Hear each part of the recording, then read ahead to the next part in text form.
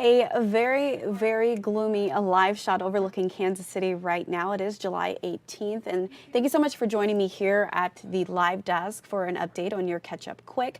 I am Janae Hancock, and I do want to start off, since we are talking about weather, I do want to start off taking a look at the Evergy website right now. As you all know, a lot of people were dealing with outages ever since Friday, the severe weather that we had then, and this is the latest update coming from the Evergy website. You can see here they're saying we expect to have power restored to all customers impacted by Friday's storm today. As of earlier this morning, about 1,200 customers remain without power from the storm Friday afternoon, but crews are working on those repairs that will restore 80% of the remaining outages, with assignments being made for the rest of this morning. So this was the latest update as of this morning. They have not yet posted anything else, but of course we will continue to keep you all updated on that as crews are still actively trying to make sure that people get their power back. I know yesterday during a press conference with Evergy, they actually released a statement saying that they wanted to get 98%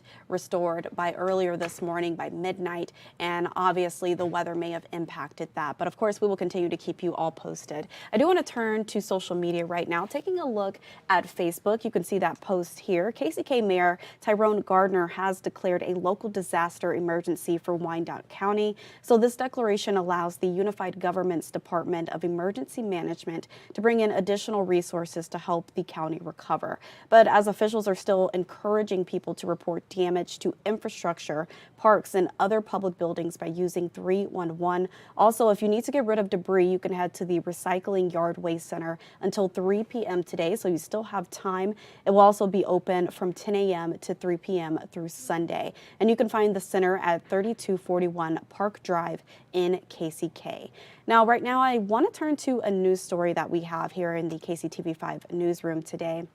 Many families in the metro are getting some help paying their energy bills. This video is from earlier this morning, and you can see those lines stretched out of the door at the Evergy Connect building as the company teams up with Spire, offering assistance to anyone in that area. So residents were there learning more about the income eligible utility assistance programs. And basically the programs help families save money and establish payment plans, making it easier to pay their bills. Now, KCTV5's Nathan Brennan spoke to one customer. Let's take a listen in to what they had to say. They wouldn't be in this line today if they wouldn't need the help. So they would be sitting out here, they'd be sitting at home worrying about the bill. They now don't have to worry about it. So it's a positive thing. My son just passed away and all the bills were in his name. So it's kind of hard for me to kind of catch up on all these bills. So it would be helpful a lot. Okay, so this event wraps up at 2 o'clock this afternoon, so you have about an hour to get out there at the Evergy Connect building, and this is just another way to get additional help. Their doors are open Monday through Friday, and you can always head to our website, KCTV5.com, to learn more on that. Right now, I do want to turn to breaking news from overnight. I know we have been covering this since our morning show today, but I do want to take a look at our website. There were 2 deadly shootings in Kansas City overnight, and take a look at this graphic, this map pulled up just for context here, if we are able to get that to play. These happened about it was a 15-minute drive from one another, and these calls came in about 30 minutes apart. The first shooting happened at East 42nd Street. Police found a man unresponsive and suffering from multiple gunshot wounds. EMS took that victim to a local hospital, but he later died from his injuries. Police have not yet said if they have a suspect in custody for that shooting, but the second shooting happened near 54th Street and College Avenue. That's where police found a woman suffering from suspected gunshot wounds inside of a home. She died at the scene, but one person of interest was taken into custody for that second shooting, but police did not say if these shootings are connected. I do want to take a look as we continue to talk about the latest shootings in KCMO. I want to take a look at the daily homicide data coming from KCPD. You can see as of right now, we are sitting at, in 2023, 111 homicides so far this year. This was just updated earlier this morning after those two shootings that I just told you about. Now, last week when we checked this information, when it was updated on Friday, I think we were sitting at maybe 106 homicides. So that number has definitely gone up since the last time we checked this website with KCPD. So you can see there in 2022, we ended with 170 homicides, and we are just ahead of that halfway through the year, more than halfway through the year with 111.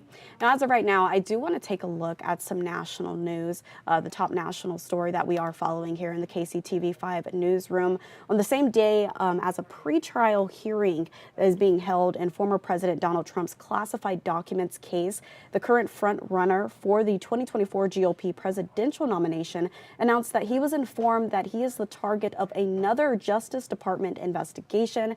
We do have the latest coming in from Florida. Former President Donald Trump says he has received a letter informing him that he is a target of the Justice Department's investigation into efforts to undo the results of the 2020 presidential election. This comes the same day the first pre-trial conference is being held in connection with the federal case against him relating to his handling of classified documents. At issue is a 1980 law known as the Classified Information Procedures Act. It's balancing national security concerns on the one hand and a defendant's due process concerns on the other hand. The former president is facing 37 criminal counts, including the willful retention of national defense secrets in connection to documents at his Mar-a-Lago estate. He was defiant after pleading not guilty. We have a rigged country. We have a country that's corrupt. The judge in the case, Eileen Cannon, issued an order last year granting Trump's request for a special master that was later overruled by a 3-judge appeals court. A big question mark is whether Judge Cannon, who was appointed by former President Trump, will rule for the prosecution or the defense about when the trial should begin. The prosecution has said, we want to go to trial in December. We want to do this quickly. And the defense has said, let's postpone this indefinitely. The former president is the current frontrunner for the Republican presidential nomination. He wants the trial delayed until after the election. Now, as far as the target letter former President Donald Trump says he received from a January 6th prosecutor, House Speaker Kevin McCarthy just shared his thoughts on that. Trump says he got a target letter from the January 6th prosecutor and says in 4 days he has to report to the grand jury. So do you have any reaction to this? Well, I guess under a Biden administration, Biden America, you'd expect this. If you notice recently, President Trump went up in the polls and was actually surpassing President Biden for re-election. So what do they do now? Weaponize government to go after their number one opponent. It's time and time again. I think the American public is tired of this. They want to see equal justice, and the idea that they utilize this to go after those who politically disagree with them is wrong. But do you think, can I ask a separate? Okay, so there you have it. Again, that is coming from House Speaker Kevin McCarthy reacting to the target letter former President Donald Trump says he received from a January 6th prosecutor. So, of course, we will continue to keep you all updated on that national story as well as so many other local stories. And speaking of local, I do want to give you another look overlooking Kansas City right now. Not the best view, I guess, depending on how you look at it, but a gloomy, not start to our day, but a gloomy live look overlooking Kansas City right now. Join me back here on the OTT desk for the latest stories ahead of our 4 p.m. newscast. We'll do that in about an hour or so.